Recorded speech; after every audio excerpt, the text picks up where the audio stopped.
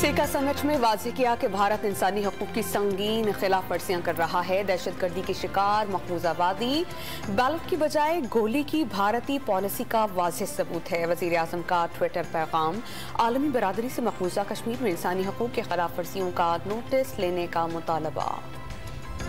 रियासती इदारों के खिलाफ बयानात पर गिरफ्तार आजम सवाती का पेम्स में मुआयना। 4 रुकनी डॉक्टर्स के बोर्ड ने मुकम्मल फिट करार दे दिया। तहरीक इंसाफ ने सवाती पर तशद्दुद का इल्ज़ाम आयद किया था।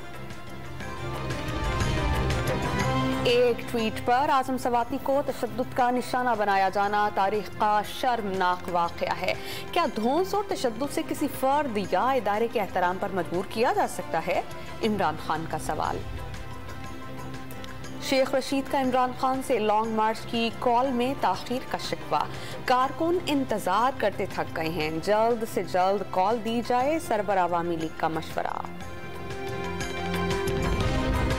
मौलाना फजल रहमान ने PDM इत्तेहाद का मकसद मुल्क तोड़ने की आलमी साजिश को नाकाम बनाना करार दे दिया। CPAC को जैम करने वाला अमरीका का साथी है। 4 सत्ता जलसे में इमरान खान को निशाने पर लिए रखा।